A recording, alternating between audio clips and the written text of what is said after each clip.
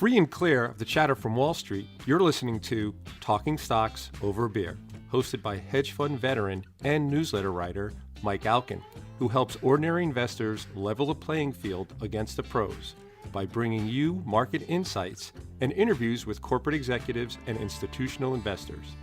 Mike sifts through all the noise of mainstream financial media and Wall Street to help you focus on what really matters in the markets. And now, here is your host, Mike Alkin. Happy New Year. It's January 7th, 2019. I said 2019, I got the date right. Welcome. Hope you all had a lovely holiday season. I have been here for the last couple of weeks, took some time off, recharged the battery, spent a lot of time with family, with my wife and kids and other relatives. And so it was a very enjoyable few weeks. I love talking to you guys. I love sharing thoughts with you. Love the feedback that I get.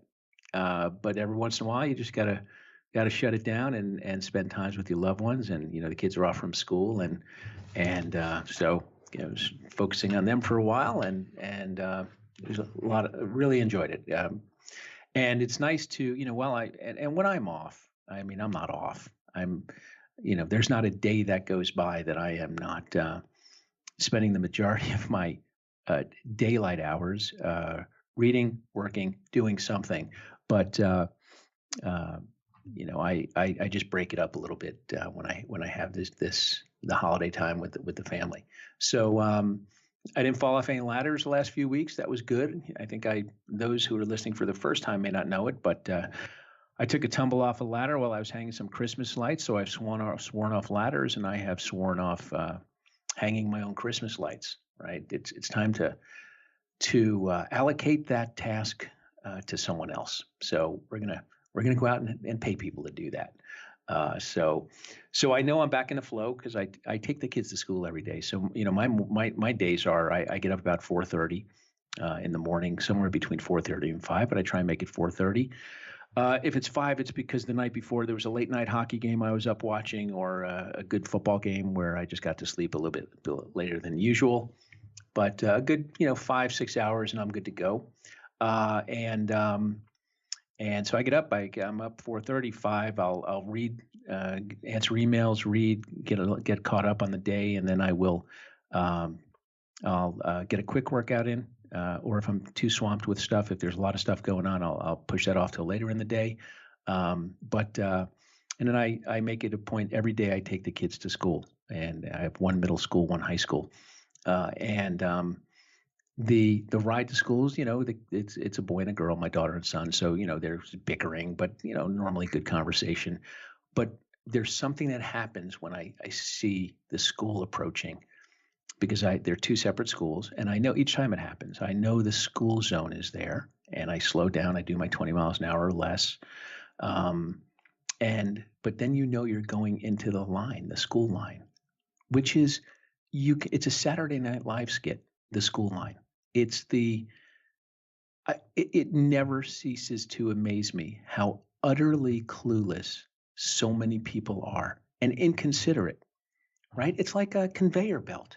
Pull up, drop off Johnny, open the door, drop off Johnny or Mary. They leave. They're 16, 17, 15 years old, whatever age they are. If they're in middle school, they're 12, 13. And then you go. You don't open the door and watch Johnny walk all the way up into the steps and keep waving, or sit there and then look at a text.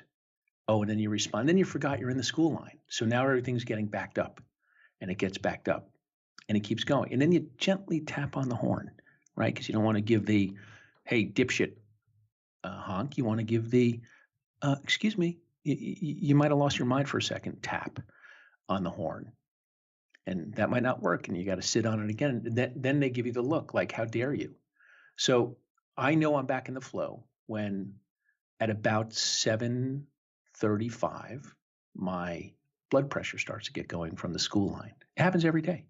Every day, there's something that takes place in that school line where I just pull out of the parking lot, both of them, and say, you've got to be kidding me. Okay, I got past the school line issue. Anyway, So for those of you who want to fast forward, we're probably a few minutes into this because you're not going to I don't know how many people are sports fans, but this is my platform. So, uh, I took a lot of heat earlier in the year because I was getting a little fired up about my New York Islanders, and all my Canadian friends who listen and write in and say, "Oh, you're out of your mind. It's the first week of the season. They're going to suck." They got rid of Tavares got rid of them, I should say. Now, I'm not saying the Islanders are going to go win the Stanley Cup. I'm not saying that they're going to even make the playoffs, although right now they're sitting in 7th position. But this team is hitting its stride. It's 9-1 in its last 10 games. They're winning the games that they should be winning, but aren't playing well sometimes. So they're playing teams with bad records. But the NHL is so brutal; it's so hard. So you know how it is. Sometimes they're playing a team. They're traveling. It's a midweek game, and they're playing a team that's got a bad record, and they could go in easily. Any team would go in and lose 4-1, 3-0.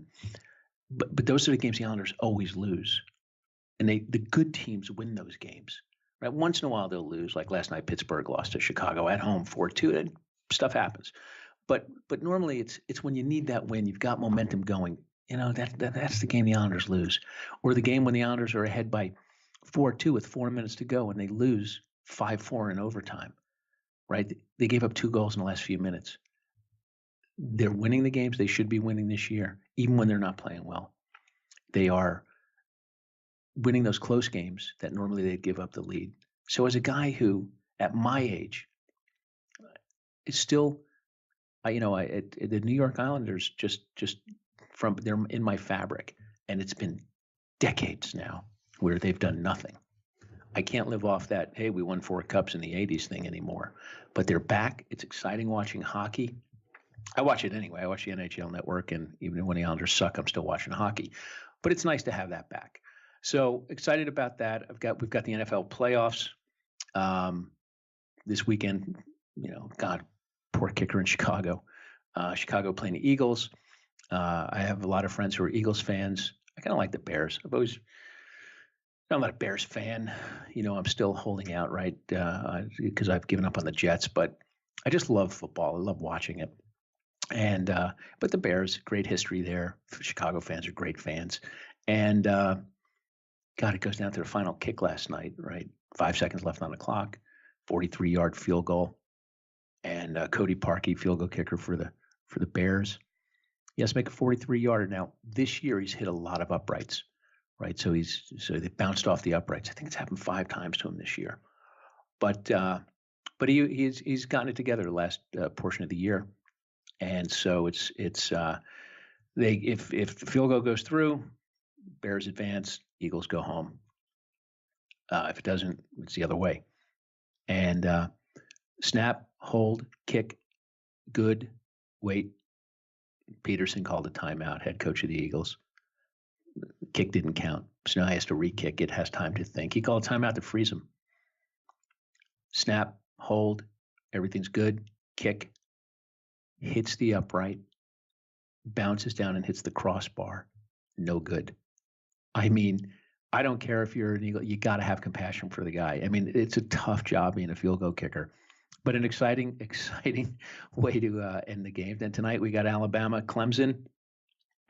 My house is divided. I think Alabama wins. My son wants Clemson, so we're going to see how that comes off. But exciting night, right? National championship playing in San Francisco. Though I mean, sorry, I don't think of a college football hotbed. And I read actually that ticket prices are nowhere near as strong as they normally are for a college championship game. Some say it's fatigue because Clemson and Alabama are in there all the time, and who cares? But I think it's geography. I just don't think it's a college. Now, obviously, you have Stanford and Berkeley, two very good football programs.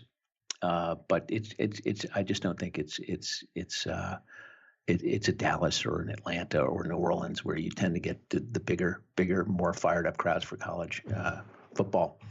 So my NFL prediction, I should go back, by the way. So I think the Pats go out when they play the Chargers this week. Sorry, Tommy Brady fans. I'm a huge Tommy Brady admirer, even though I'm a Jet fan. I mean, guys, again, I think Drew Brees is the greatest of all time, the GOAT. I think Tommy Brady's right there. And I have huge respect for him. But I think it's something magical about the Chargers. I mean, these guys have gone in really tough road wins. Pittsburgh and Kansas City. I went into Baltimore. I mean, they're playing well, good, solid, really well balanced. And I think it's their year. So I'm predicting in New Orleans, San Diego. They moved to LA. New Orleans, LA Chargers Super Bowl, and we'll see how that comes out. Aside from that, what else is going on? Oh yeah, about 3-4 weeks ago, I mentioned earlier, to try and get a workout in. So my workouts will be, I don't know. I've got a gym in the house, so I'll do some, I'll lift a little bit. I'll ride the spin bike. We have an elliptical. I'll do a little bit of that. But not, nothing crazy. It's, I'm well past my 20s where it would matter to me a lot in the gym, but I try and get the heart rate going, get a sweat going. I don't know what I was reading, but I used to know them as squat thrusts, and now they're called burpees, actually burpees. But you remember when we were kids, you do a squat thrust, right? Squat down, push your legs out, bring it back in, and then stand up. Well, now the burpee is squat down, push your legs out, push your legs in. But when you're down and you're parallel to the ground, you're doing a push up, and then on the way up, you're jumping, right? So that's a full burpee. So I know what it was. I was watching YouTube, and I think his name is Joe DeSantis. He was the founder of the Spartan race. Something caught my eye. I don't know. I got to make sure. Let me check while we're looking here. Is it Joe DeSantis? Spartan founder. I'll Google that while we're talking. But it was really Joe DeSena. Joe DeSena, the founder of the Spartan race, which has just taken off all over the world.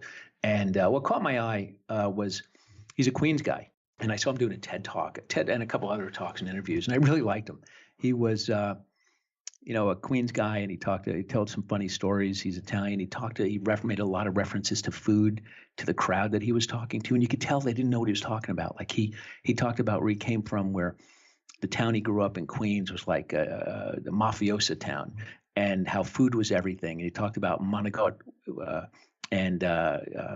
which in the rest of the country they call it manicotti, but in an Italian way you'd say monologue. And I grew up in an Italian household. Ricotta cheese, we don't call it ricotta, it's called ricotta. And so he made those references. Nobody laughed. Nobody understood what he was talking about. So I felt for him for a second. But great story. He had a pool cleaning business, and then he tells some funny stories about that. And he went on to do he eventually wound up on Wall Street, and then he eventually moved to a small town. I think it was up in Vermont, and he started buying businesses. But he was always active, and he started to participate in these outdoor races.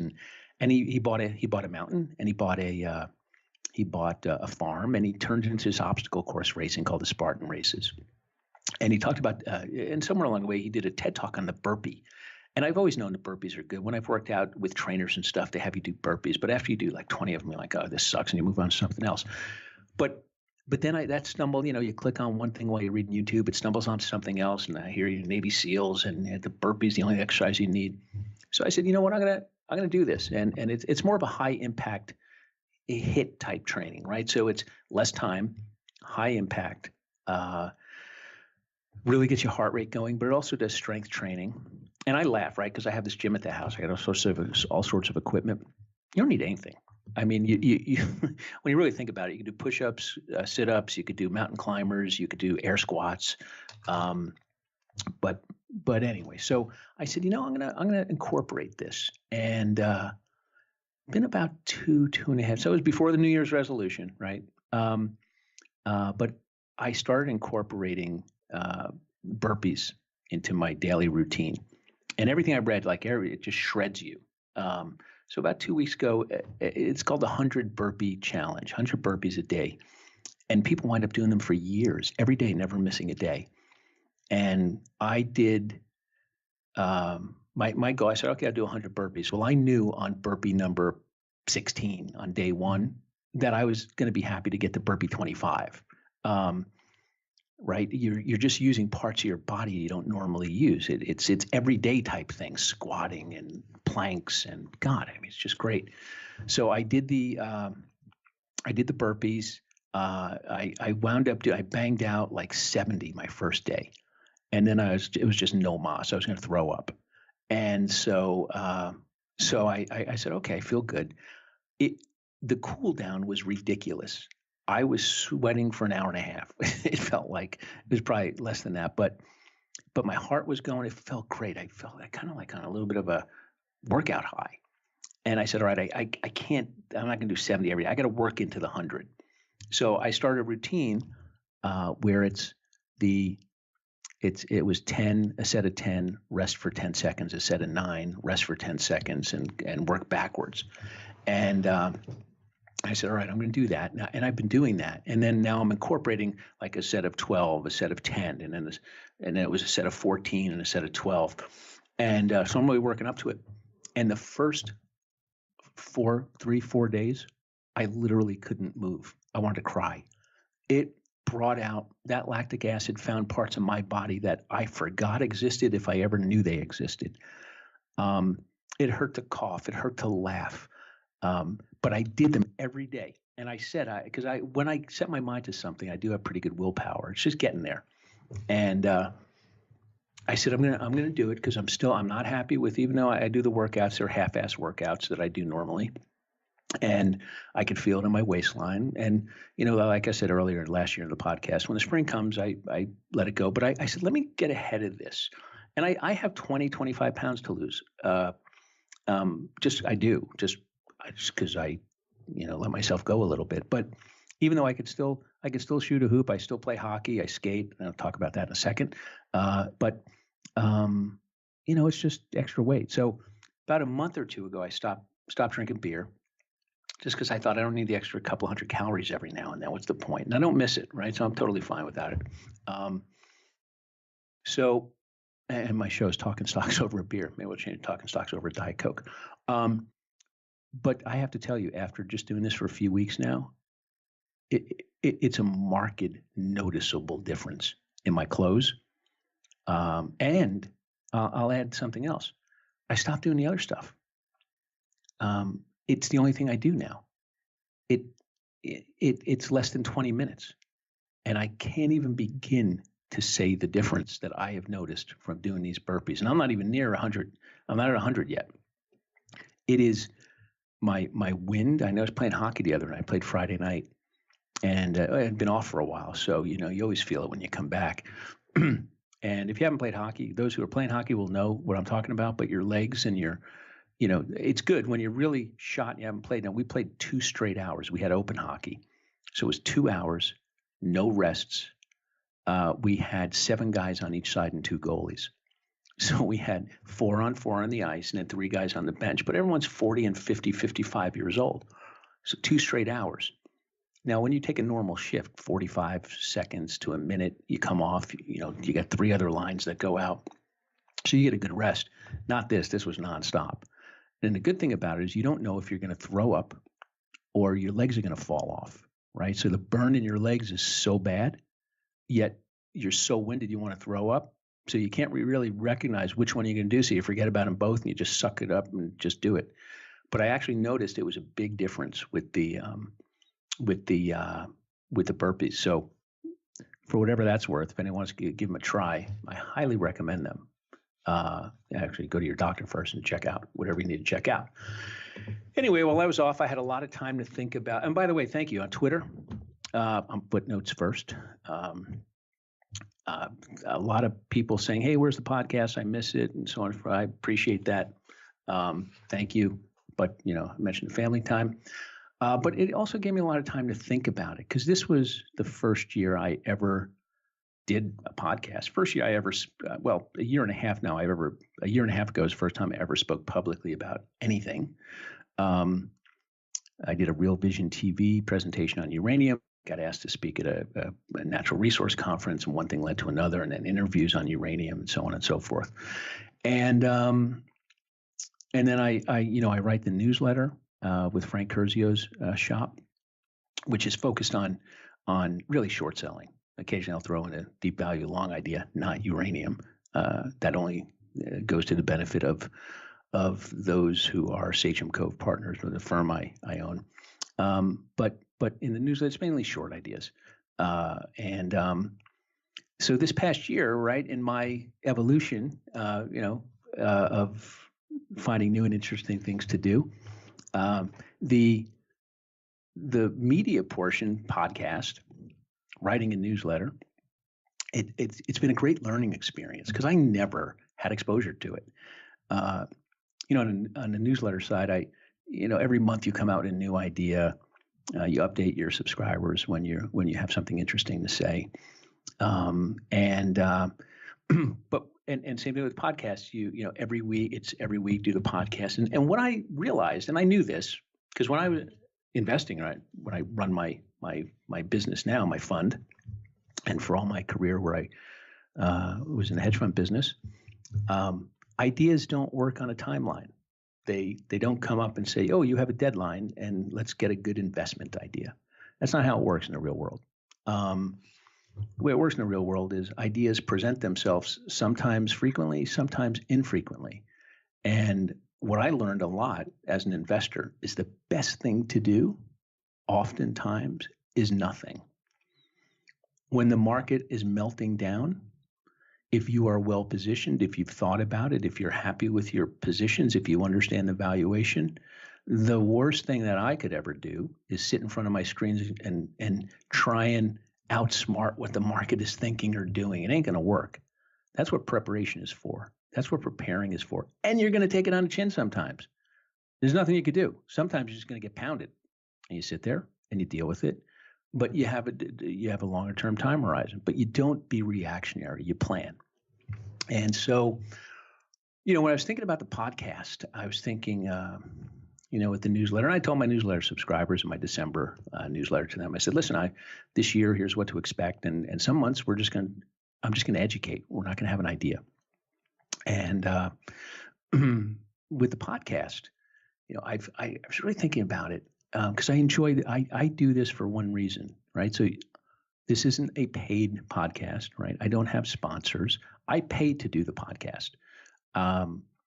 Pay the production costs, pay the distribution costs, and all that stuff. So I do this because I enjoy teaching. I always, as a partner at a fund, as all those years, and as a guy who has a fund now and has people who are under me and I work with me. I mean under in a negative connotation, but I've always educated, right? How to be a better analyst. Here's the things to look for. And let's do it together. Here, listen to me do a call with the CEO. And over time, they pick it up, just like people did to me 20-something years ago. I was very fortunate, right? So I did that. And when I decided to do the podcast, it was to do it for regular investors, not for institutional investors at all. If institutional investors listen to this, that's great. They're not going to learn a tremendous amount because they practice a lot of what I do. I don't have the market cornered on investment framework or investment philosophy or analytical rigor. I do this for ordinary investors because those who know my story, I grew up lower income, didn't know what a stock was till in my 20s, and without sparing you the boring details, stumbled into the hedge fund industry and don't have academic pedigree. I have an undergraduate degree in accounting, and I went to go get a master's in journalism that I didn't finish. But one thing led to another, and here I am after 20 plus years. And one of the things you realize is I can analyze a cash flow statement, balance sheet, income statement, and a business, I think, as well as anyone. And I don't say that to be pompous. I say that because that's what I've learned over the years. But analyzing stuff and making investment decisions, right, are always different things. So what I decided I wanted to do, and I realized a couple of years ago, and I was reading a bunch of newsletters that I thought were just dog shit. I thought they were horrible. So many of them. The promotions and get in on the ground floor, and you can do this and you can do that and this and that. I thought, God, that's awful. And I read the work and I thought, oh, that sucks too. And I would listen to podcasts, and some of the podcasts are really good. I like some of the financial podcasts, but some of them are like institutional investors talking to institutional investors and interviewing institutional investors and speaking a jargon in a language that a lot of people might not understand. I mean, there are some podcasts I listen to that I think are really good, and I have a pretty good framework. Whether it's fixed income or currencies or equities, right, or emerging markets or global macro, it's what I've done for a lot of years. But I have to stop and say, what did he just say? And I'm thinking, there's no way that an ordinary retail investor at home trying to manage his own money is understanding this. So I said, all right, I'm going to start this podcast and do it for the layperson who is really interested. Because you know what the secret is? There's no secret in investing, right? The words that when they market my newsletter, the words that I go bananas on if I ever see is secret. The secret too, because there's no secrets. It's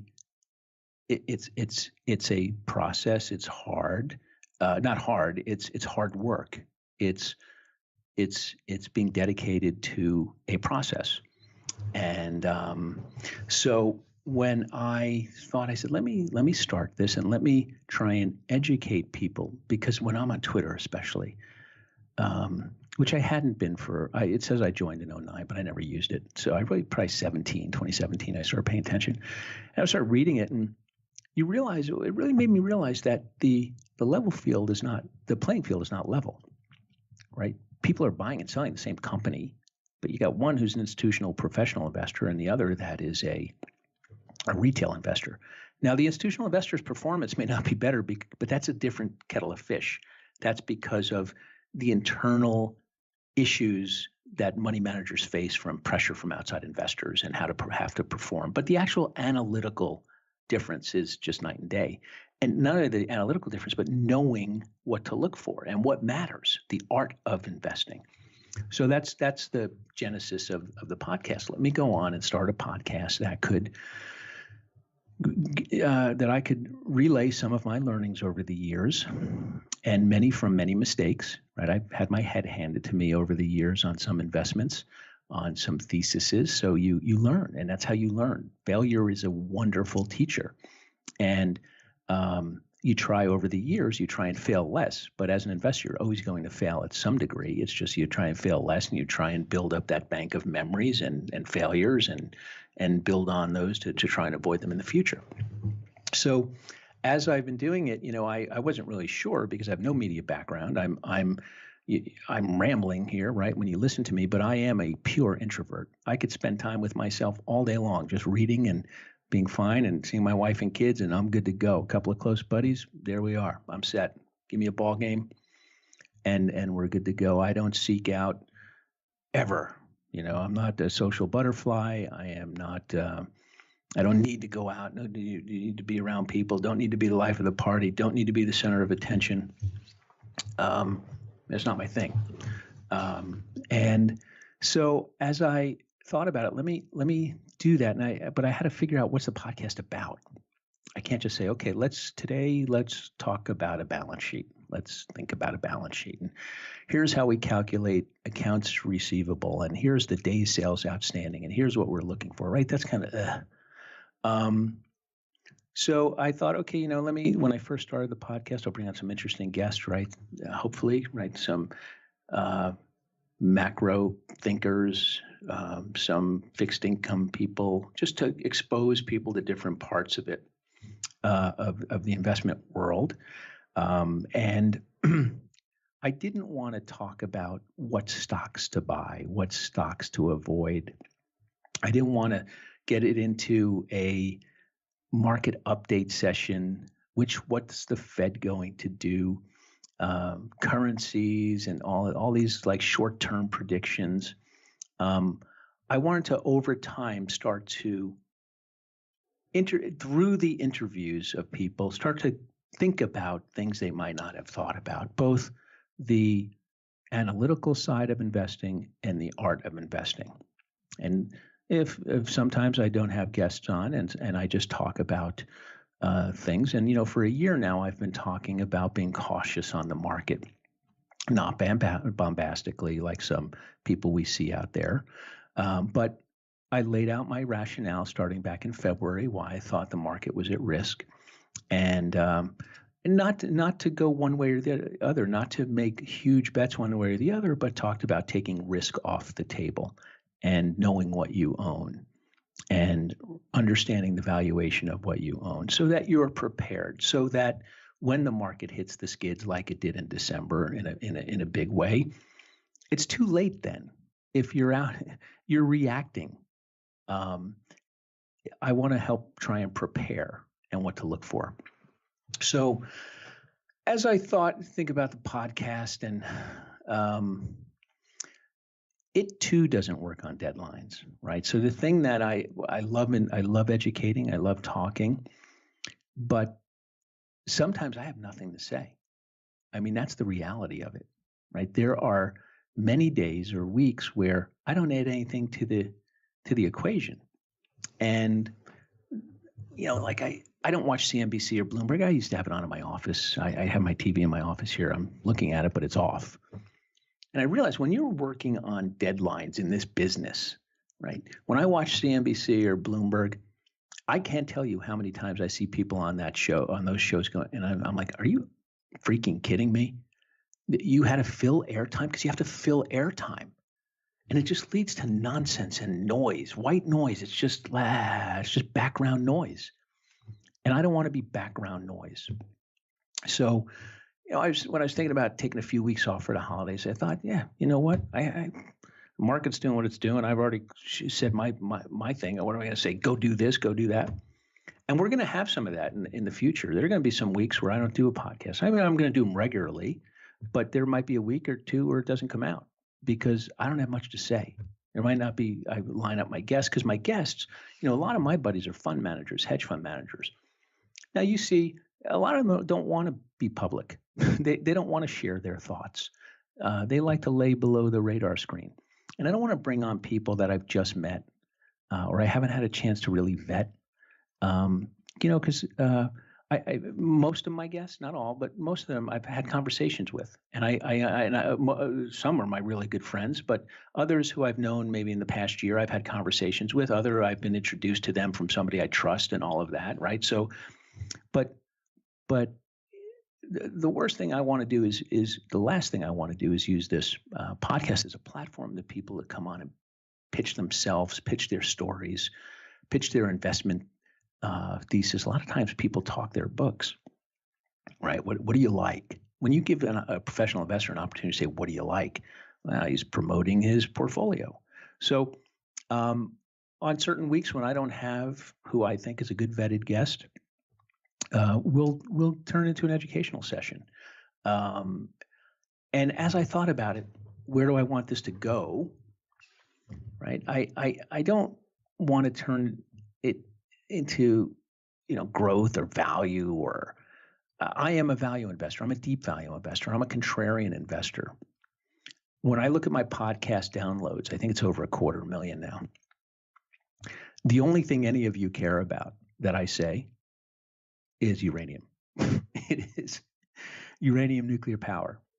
When I talk about uranium and nuclear power, the downloads are significantly greater than when I talk about anything else. Right? Because it seems that that's what you guys tune in for. So I get some feedback. I get nice feedback in emails and very, very lovely emails or direct messages and really nice, thoughtful stuff. And a couple of guys, earlier on, I would get a lot of guys who a few guys, not a lot, a few guys who would say some shitty stuff, but that's okay. But for the most part, very, very helpful. And I like criticism. So I like constructive criticism. If you come at me with, hey, dickhead, here's what you should be doing, you're going to get a nice response back just like that. But for the most part, very nice. But it clearly is people tune in much more for uranium nuclear power. And as this podcast evolves, I thought, rather than reporting what's going on in the news every day, the financial, you don't need me for that. You can get that in a million places, right? And I don't comment on what's happening today. If I have something to say about positioning or how I think you should be thinking about stuff, we'll talk about that. But I thought, use nuclear power, for example, and uranium, right?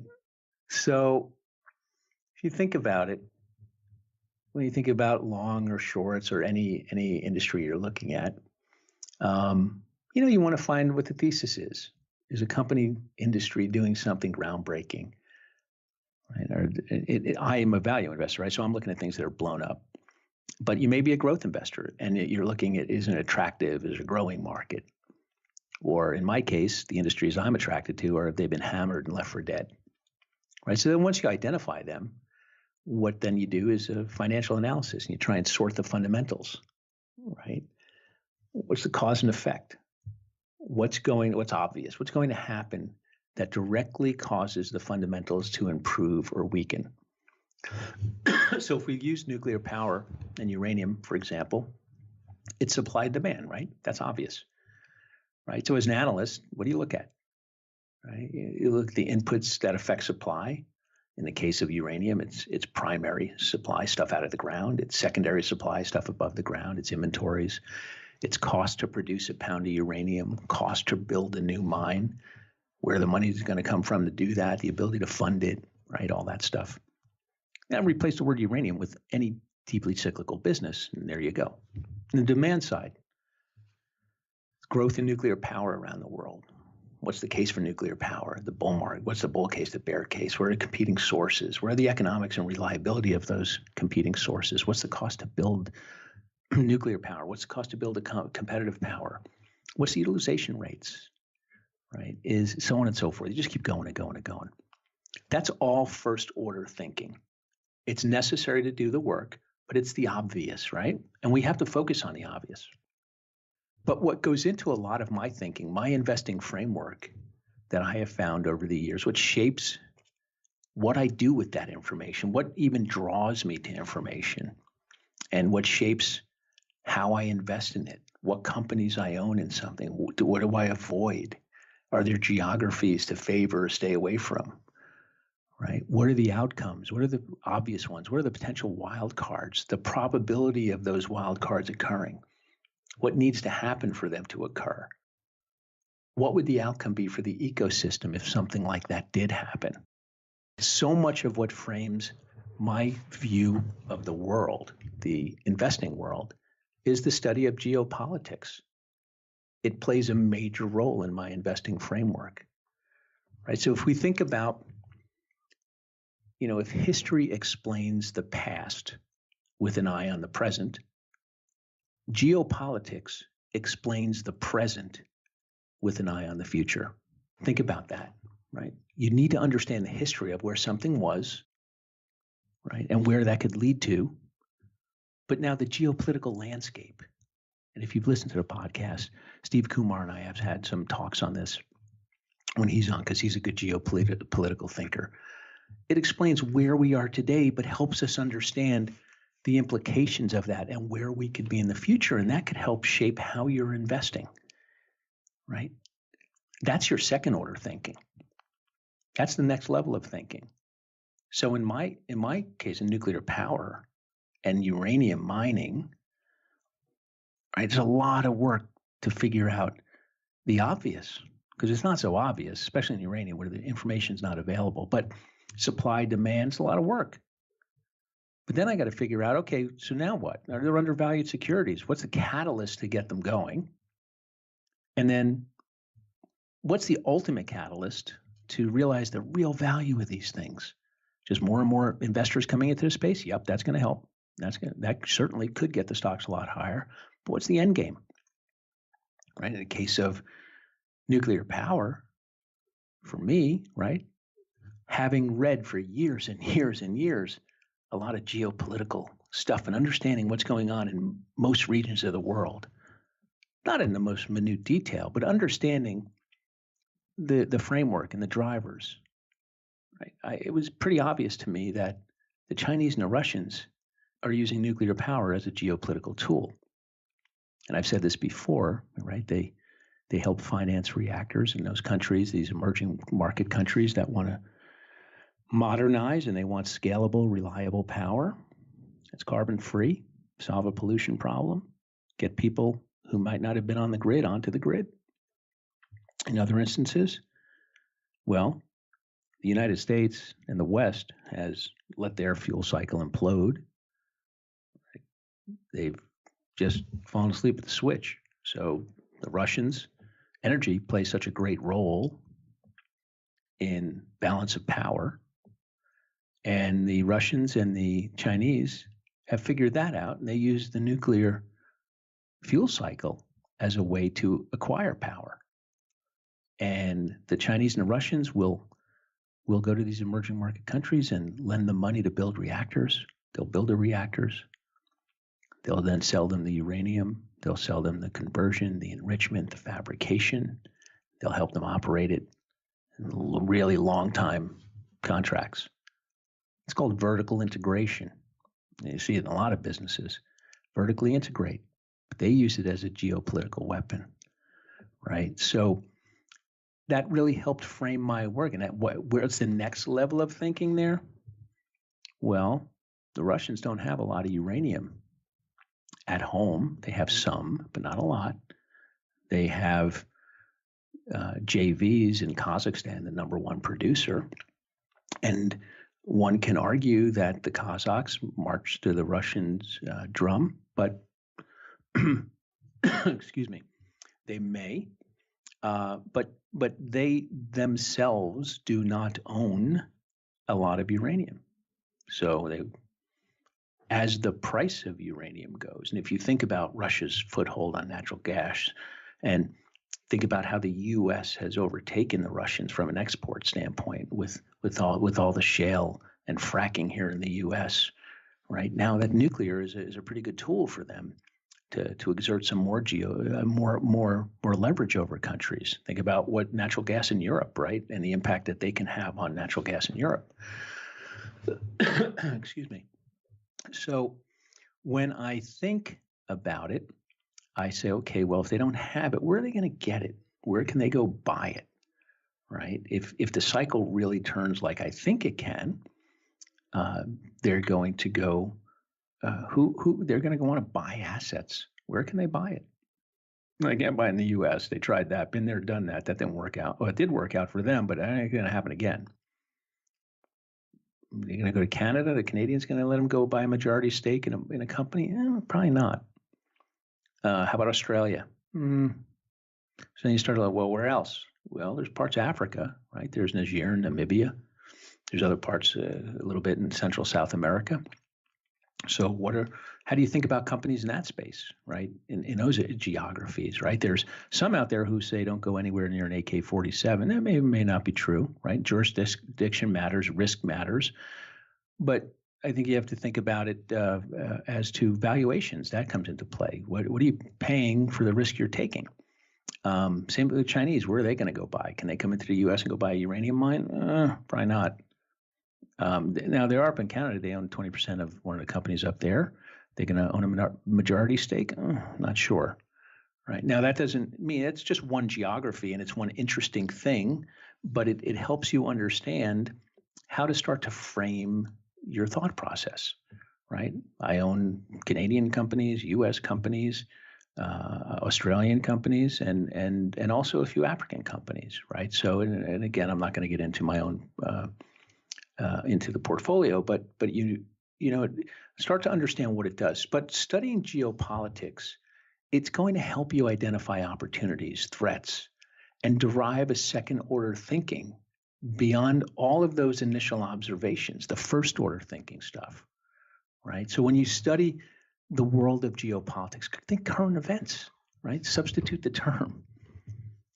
You're trying to identify those things that will last forever, those certainties, those things that have a long life, and those things that have a brief duration, right? Those kind of three buckets, right? And then geopolitics does this through the lens of geography and power.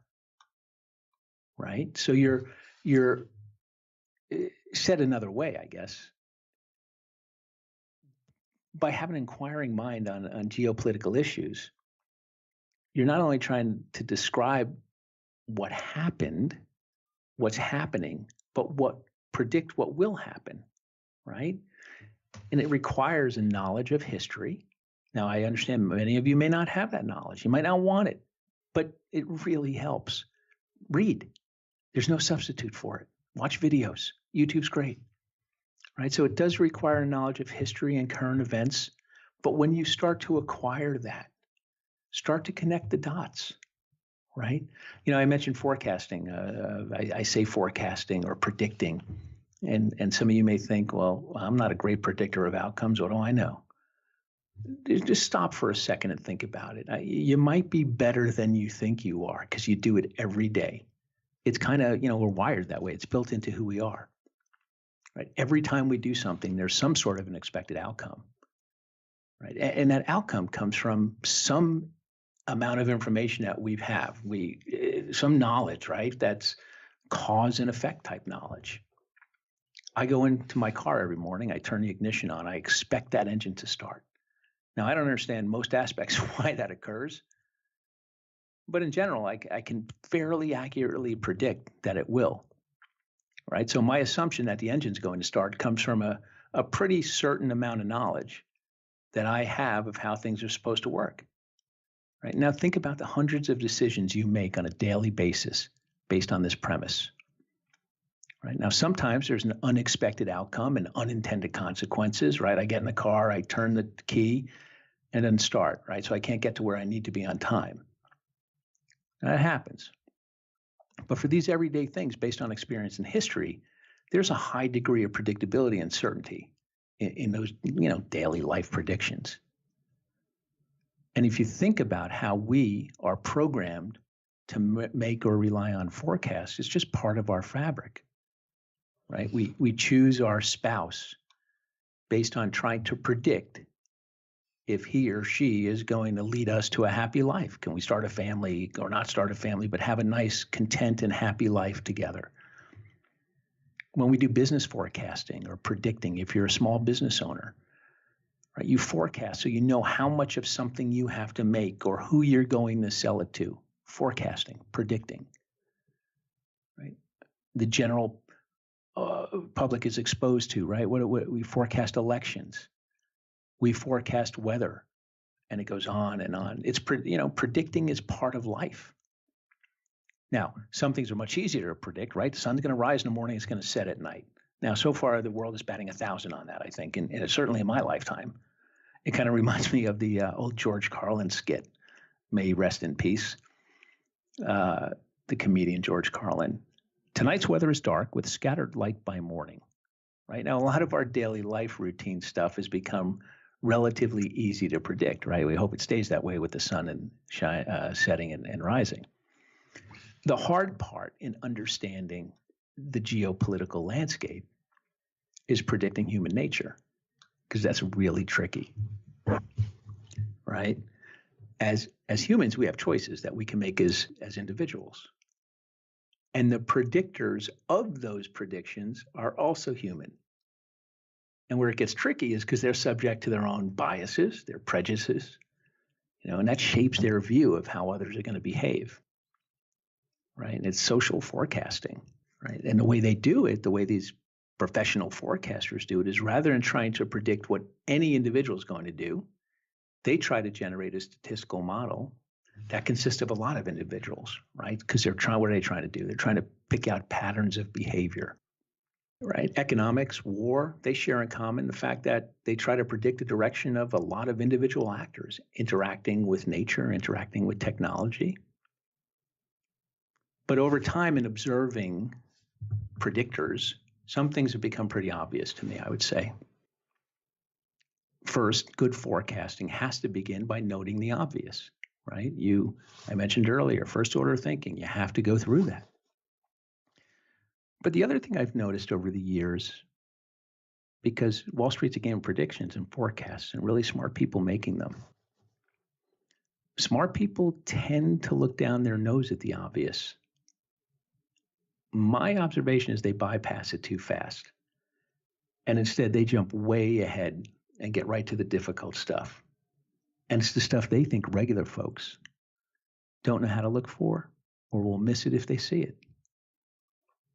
And then what happens is that forecasting becomes theoretical. And a lot of the times, it's not grounded in real world stuff. Right? So when you're forecasting, what do we really know? The sun is going to rise and set. We know we're born. We know we're going to die. And in most places, we're going to pay taxes. Right? So, we know from our birth to in our late teens, hopefully, if you're fortunate enough to be into a good family, but even if you're not, you need it. Right? We need to be nurtured. Right? We form families. Right? In I guess human nature, I suppose, going back to the history of time, right? It was easier to steal than make something, right? You got the strong and the weak, they battle it out. And look at history. People have stolen, they've enslaved, they've killed people. So to combat that, communities evolved to protect all these small families. Some hunt, some grow food, some make things to defend the community, right? And then the question became, who do you ally with to grow the community? Who do you start families with? Right. In traditional society, you kind of knew who you were, and in turn, you knew who you'd be for the rest of your life. And then, within the last several hundred years, in a post-revolutionary society, you might know who you were, but it didn't necessarily determine who you'd become. Right? If you were lucky enough, you had choice. Right. So, traditional society, it was infinitely more constrained, but very natural. Right? And then you love your parents, you love your home. It's a lot easier to love things than not. You love your nation. It's kind of led this to this nationalism, right? This obligation to the community to which you were born. Right? It's like this impulse to really feel pride. And you're seeing it, you're starting to see it now in many countries. And then place. Place is really important when you're thinking about geopolitics, right? It's, if you go back and you think about it, it's where do you live, right? There's always fear of the other nation, your neighbor, the person who lives next door to you. That's not the same as you. In the history of countries, two communities that are living side by side, right? You don't know the intention. No one can know really what the other country's thinking. And if you miscalculate, history would show, it could lead to disastrous results, right? So, how do you view the world, right? Because your place defines your enemies, defines your fears, your actions. You could be a great statesman born in some tiny country. It doesn't matter.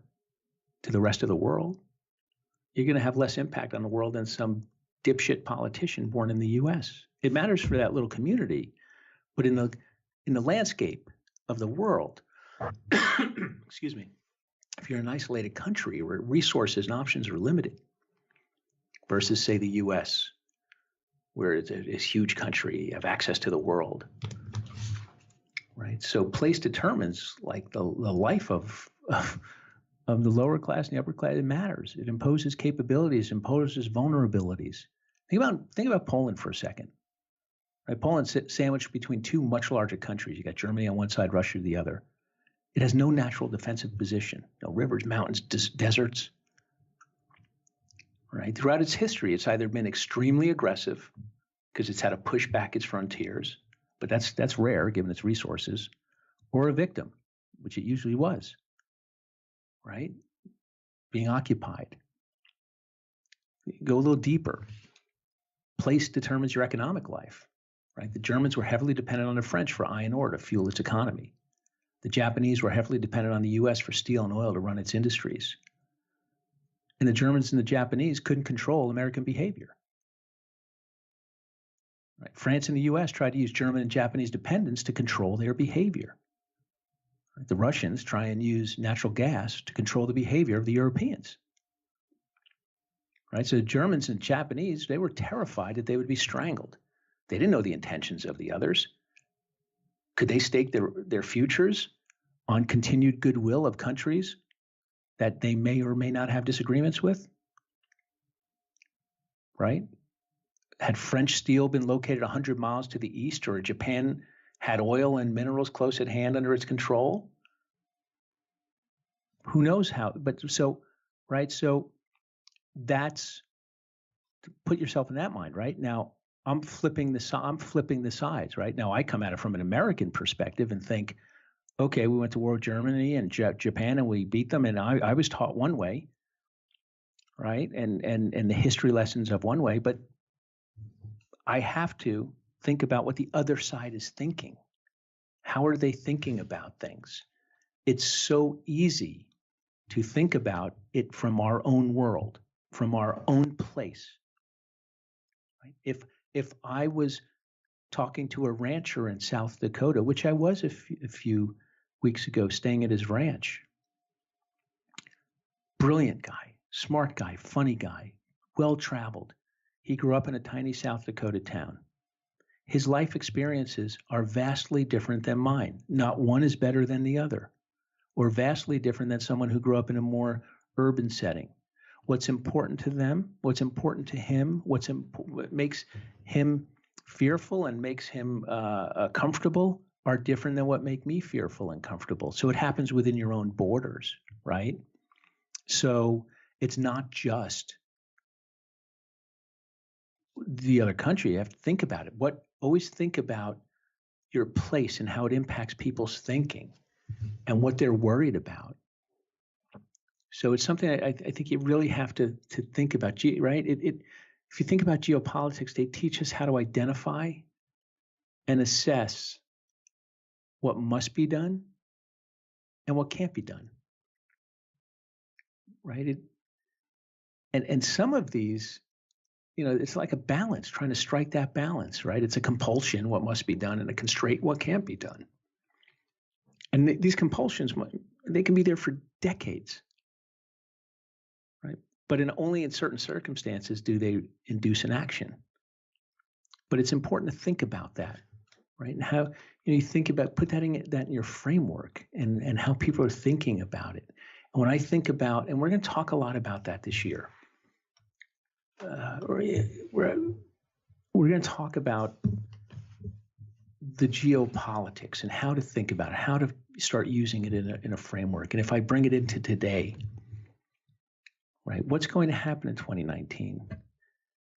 Right, what's front and center? The U.S. and China with tariffs, sanctions, right?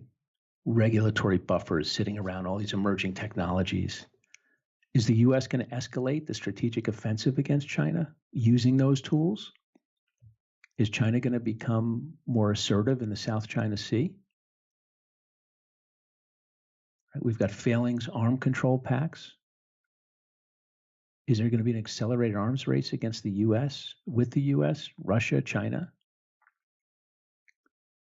Because it's very edgy geopolitical climate. But it creates strategic opportunities for some and makes others more vulnerable, right? So you need to think about how that plays into your investing framework. Think about whether it's natural resources and what countries are strong and weak in them, what's growing and who's the next one, who's breaking apart from the pack to exert their influence in a certain industry, and do they own that resource? Do they have to go buy it? From whom would they buy it? Right? So that's, as I think about this year, right, we're going to talk about increased geopolitical risk for businesses. Right, so what's going to happen? The U.S. is sitting there and talking about national security threats. So who do they lean on to help? Europe, Japan, Australia, Canada, South Korea, right? What's the impact of that? Right? Does it affect research and trade in certain areas? I mean, think about artificial intelligence, 5G network rollouts that are supposed to begin in 2019. China's trying like heck to catch up in really important areas to them: aerospace, really high-end semiconductors. Right? But when they do that, what happens? That increases cyber threats when they really get the semiconductor business down. How does the U.S. respond to that? What companies could be affected by that? What's the volatility of trade in the global economy? Is the U.S. going to have a showdown with the WTO, forcing countries into a bilateral track to resolve trade differences? What happens in Italy and Brexit? Talked about nationalism before. You've got a really defiant populist Italian government that's going to pose a huge threat to or could pose a huge threat to the Eurozone in 2019 as concerns grow over the country's rising debt levels, the banking sector, which is really fragile. Their financial markets, right? You've got dangerously widespread in bond yields, and you're thinking, who cares, right? Maybe you're thinking that. Well, if something happens and it doesn't fall the right way, it could lead to a contagion. Not saying it will, but it could. But if you're thinking about it and you're taking all of these different buckets, right, and thinking about, is the world going to be risk on or risk off? How does that want to help me position myself? It's going to go on in Brexit. Who the hell knows? Right? Markets like certainty. What's going to happen in Iran? Right? Secondary sanctions in place. The U.S. is pushing ahead to isolate Iran regionally, weaken the country. All that does is increase friction between Tehran and Washington. Right? So you got to ask yourself, what's the likelihood of anything constructive happening? Right? And then what is the impact of that in the rest of the Middle East? Global energy. Right? The Saudis, the Russians, they're going to manage carefully oil output to prevent a price plunge, as we've already seen it get hammered. There's some production growth potential in Iraq and Libya, some easing of export capacity, stuff to think about. A lot of disruptive things taking place in the Americas, right? Think about with Venezuela and the Russians. The Venezuelans are allowing the Russians to put some long-range strategic bombers there. Are they going to have a permanent base? Venezuelan law says they can't, but not too long ago, they signed a multi-billion-dollar agreement on some stuff. How would the U.S. feel if Russia had a strategic military base in Venezuela, not too far? So there's a lot of trends that are taking place, a lot of geopolitical things that, again, you may not think really matter at any given time, but when you start putting them all together, it starts to help frame how you should think about risk on, risk off, how you should think about investment opportunities that you could take advantage of, or where you might be exposed to that could have negative ramifications for you. This podcast isn't about telling you what to buy or what to own. It's about trying to educate you to give yourself the tools to do that. And hopefully we're going to do more of that. I'll do more of that. What you're going to see less of this year, and I know I get a lot of requests, uranium company CEOs. I talk to them all, almost all of them, not all of them, but I talk to the ones I want to. I don't want to use the podcast as a platform for guys to come on and pitch their companies. I don't want to have to say I own this, I don't own that, because I may own it, I may not own it at any given time. We're going to do less of that. I will share with you my general uranium insights, my thoughts from time to time.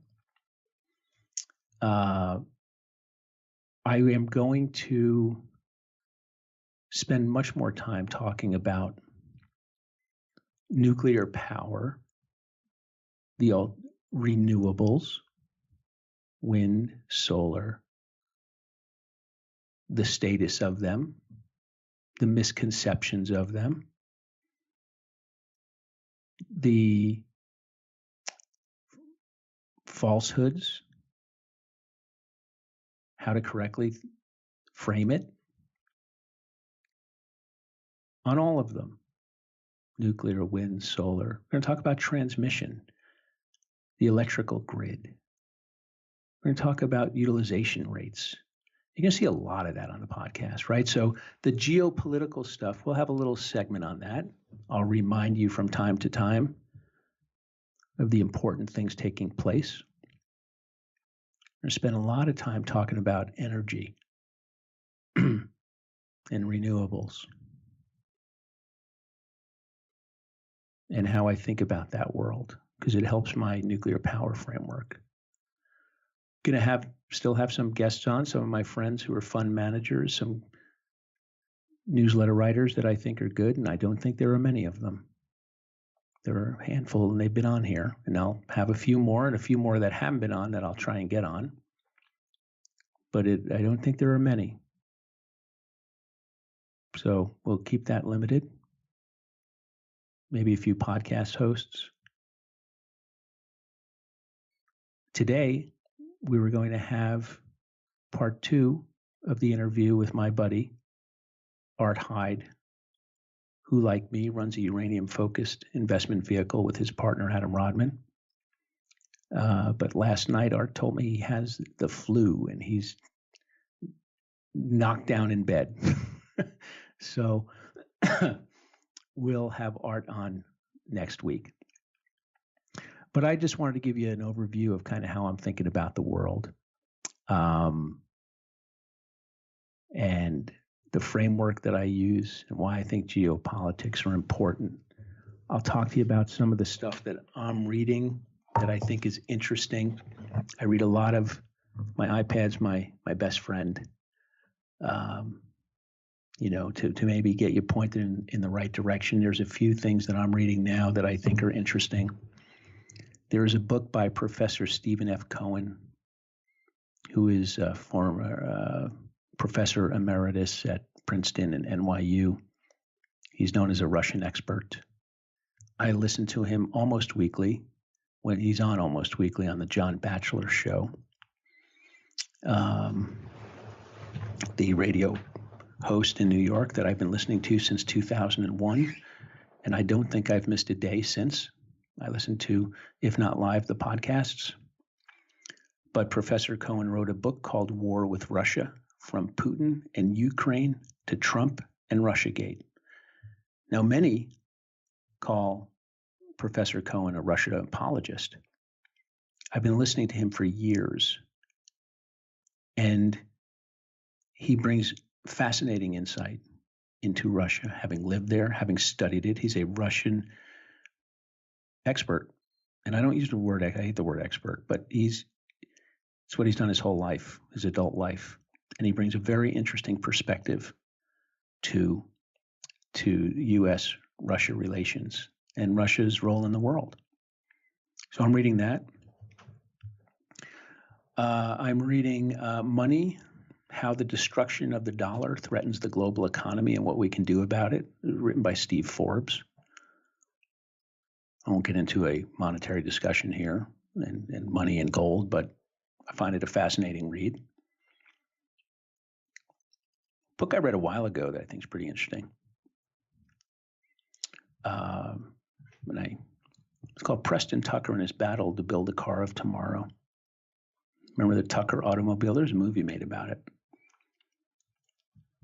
If you're follow any of the Tesla story, give that a read.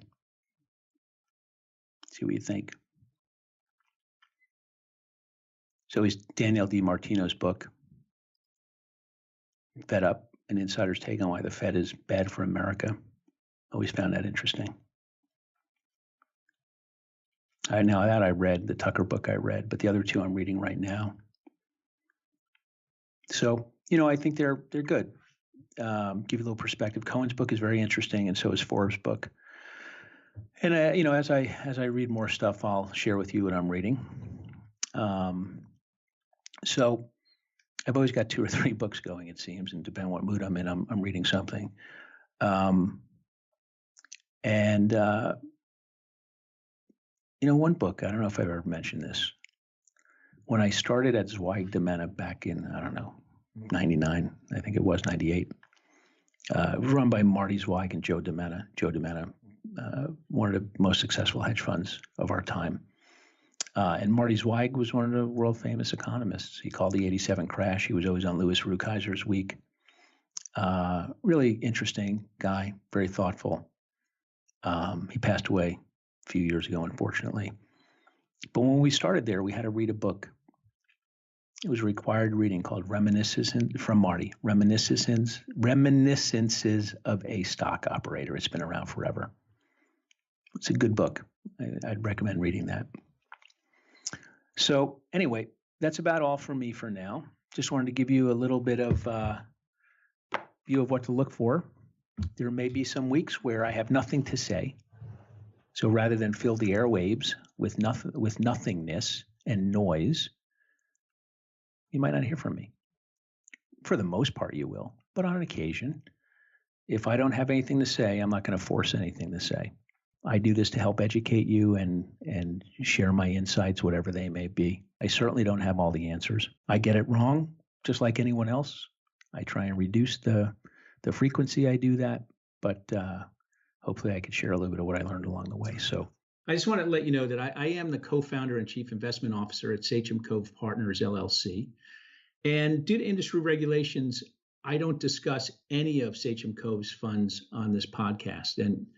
And all the opinions expressed by the podcast participants are solely their own opinions and do not necessarily reflect the opinion of Sachem Cove or its affiliates. And this podcast is for informational purposes only, and it should not be relied upon as the basis for investment decisions. Clients and or affiliates of Sachem Cove Partners may maintain positions in securities discussed on this podcast.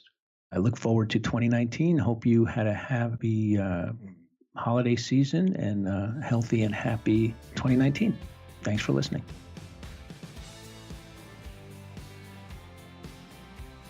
The information presented on Talking Stocks Over a Beer is the opinion of its hosts and guests. You should not base your investment decisions solely on this broadcast. Remember, it's your money and your responsibility.